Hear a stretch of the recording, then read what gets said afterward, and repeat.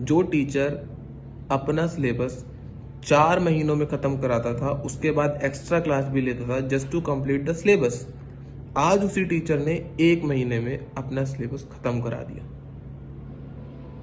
सिर्फ 1 महीने में। 4 महीने के बाद एक्स्ट्रा क्लास और 1 महीना, कंपैरिजन आप कर सकते हो the level of education we are getting through online classes. और उसके बाद दिल्ली यूनिवर्सिटी बोलता है कि हम ऑनलाइन क्लासेस लेंगे और ऑनलाइन एग्जामिनेशन लेंगे।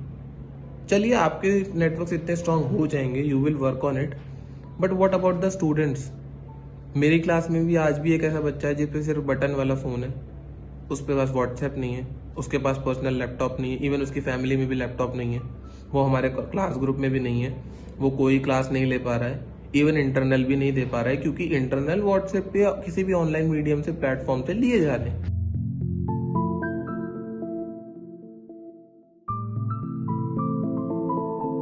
जो ग्रामीण क्षेत्रों में रहे विद्यार्थियों की सबसे पहली समस्या वो है इंटरनेट की स्पीड, क्योंकि यहाँ पे इंटरनेट की स्पीड अच्छी नहीं आती है। कुछ एक पॉइंट आपको ऐसे मिल जाएंगे जहाँ पे इंटरनेट अच्छा आता है, परंतु उसे बहुत सारे जगह हैं जहाँ पे आपको इंटरनेट अच्छी नहीं मिलेगी।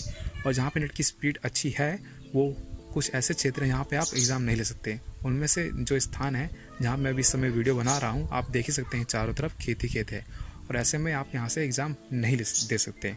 और जो दूसरी बड़ी समस्या है वो है बिजली की। बिजली आपके पास 24 घंटे नहीं है, 12 घंटे बिजली आती है, वो भी अस्थायी तौर पे आती है। और तीसरी बड़ी समस्या ये है कि बहुत सारे विद्यार्थी मिड सेमेस्टर ब्रेक के दौरान अपने घर आए हैं और ऐसे में वो अपने साथ अध्ययन सामग्री नहीं लाए हैं। मेरा ये वीडियो हाल ही में विश्वविद्यालय द्वारा लिया गया फैसला ऑनलाइन एग्जाम के विरुद्ध है। विश्वविद्यालय का ये फैसला कहीं से भी तर्कसंगत नहीं है, वो इसलिए कि बहुत सारे छात्र ऐसे भी हैं जो सुदूर देहाती क्षेत्र से हैं या फिर उनका ताल्लुक कश्मीर जैसे शहर से है जहाँ पे 4G सुविधाएं उपलब्ध नहीं हैं या फिर नेटवर्क की कनेक्टिविटी सही नहीं है। दूसरी चीज़ ये कि विश्वविद्यालय का पोर्टल कछुए की चाल चलता है, हमें रिजल्ट देखने या फिर फॉर्म भरने के लिए घंटों इंतज़ार करना पड़ता है और ऐसे में ऑनलाइन एग्ज़ाम दे पाना संभव नहीं है। I wanted to talk about the conduction of online examination by the Delhi University, but on personal note, I am boycotting it. So 14 तारीख को हमारी यूनिवर्सिटी ने एक प्रेस रिलीज दी थी, मैं दिखा देता हूँ आपको। ये है वो प्रेस रिलीज जिसमें उसने लिखा कि फाइनल ईयर या टर्म या सेमेस्टर स्टूडेंट्स के एग्जाम्स कंपलसरी हैं, होंगे और ऑनलाइन बेसिस पे होंगे थ्रू द इंटरनेट। और ये वो यूनिवर्सिटी बोल रही है जिसके खुद के सर्वर इतने स्ट्रांग नहीं है जो बच्चों के एग्जाम के रिजल्ट डिक्लेयर कर सके और अपनी साइट पे ट्रैफिक बर्दाश्त कर सके। इनकी साइट हमेशा क्रैश होती है, अब वो एग्जामिनेशन के रिजल्ट हो या एग्जामिनेशन का फॉर्म हो या इनकी कोई पर्सनल इंफॉर्मेशन हो, इनकी सर्वर स्ट्रांग है ही नहीं। और ये बोल रहे हैं कि हम जो ऑनलाइन एग्जाम लेंगे वो लेंगे उस बेसिस पे जो आप ऑनलाइन क्लासेस ले रहे हो। मैं अपनी यूनिवर्सिटी से पूछना चाहता हूँ, क्या आपके पास ऐसा कोई डाटा है कि कितने % स्टूडेंट आज के टाइम में ऑनलाइन क्लासेस ले रहे हैं और कितने % टीचर्स आज के टाइम में ऑनलाइन क्लासेस दे रहे हैं?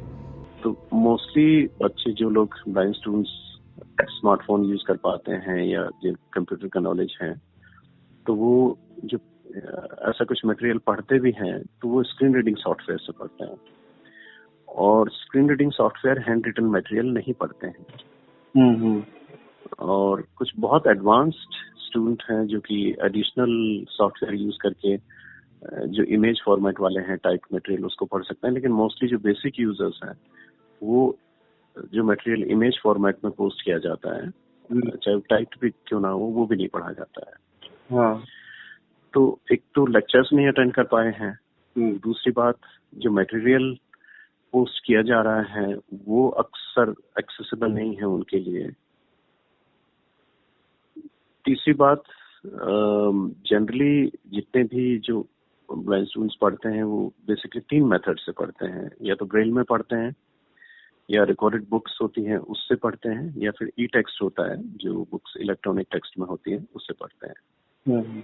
तो इन सब तीनों फॉर्मेट में भी बहुत लिमिटेड मटेरियल है जो कि अवेलेबल है, बहुत मटेरियल अवेलेबल नहीं है। तो आप ये समझिए कि जैसे एक साइटेड बच्चा कुछ भी पढ़ सकता है, जो भी बुक उसको मिल गई, वो चॉइस एक जनरली ब्लाइंड स्टूडेंट के पास नहीं होती है कि वो बुक या तो वो ब्रेल में अवेलेबल होनी चाहिए, या वो ई टेक्स्ट में अवेलेबल होनी चाहिए, या फिर वो ऑडियो में रिकॉर्डेड फॉर्मेट में होनी चाहिए। ज्यादातर जो बच्चे हैं वो दूर दराज के एरिया से आते हैं, मार्जिनाइज्ड बैकग्राउंड से आते हैं।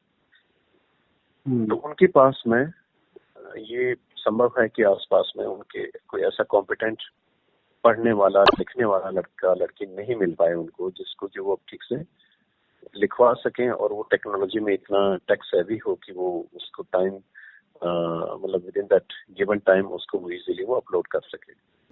बच्चों के संदर्भ में, क्योंकि बच्चे डाइवर्स बैकग्राउंड से आते हैं, मेरा मतलब है कि विभिन्न बैकग्राउंड होती है। नंबर एक तो भाई ऐसा तो है नहीं कि सारे बच्चे अमीर घरानों से ही आते होंगे कि सभी बच्चों के पास लैपटॉप होगा, कंप्यूटर होगा या आईपैड होगा, ये तो संभव नहीं है, क्योंकि डाइवर्स बैकग्राउंड से आते हैं। और जो अभी जो खासतौर से डिप्राइव्ड सेक्शन के जो बच्चे हैं, वो बच्चे एक प्रकार से देखेंगे तो उन बच्चों के लिए ये एक पहली सीढ़ी है एजुकेशन की। अभी वो तकनीकी पारंगतता नहीं प्राप्त किए हैं, उनके पास वो संसाधन नहीं है अभी। और खासतौर से दूर दराज के बच्चे, हमारे पास तो JNK के भी बच्चे हैं, जम्मू कश्मीर के तीनों राज्यों के हमारे पास जो बच्चे हैं, और क्योंकि उनको रिजर्वेशन भी दिया जाता है यहाँ पर, सरकार भी चाह रही है कि ऑनलाइन एजुकेशन को बढ़ावा दिया जाए इससे, जिससे आगे आने वाले समय में जो कटौती है, कैंपस खोलने की जरूरत नहीं पड़ेगी, कॉलेज खोलने की जरूरत नहीं पड़ेगी, यूनिवर्सिटी बनाने की जरूरत नहीं पड़ेगी। अपना घर बैठे ऑनलाइन सर्टिफिकेट डिग्री अवेलेबल कराओ और खर्चा भी लो, और इसके कॉस्ट कटिंग भी हो जाएगा, कर्मचारियों की छुट्टी हो जाएगी, कैंपस रहित वातावरण होगा, है ना। कोई आपके खिलाफ जो है नारेबाजी नहीं करेगा भविष्य में, और तो सब कुछ ऑनलाइन कराओ। देश में अभी कोविड-19 खत्म भी नहीं हुआ है और दिल्ली विश्वविद्यालय का यह फरमान आता है जो वह अपने छात्रों का एग्जाम ऑनलाइन लेगा।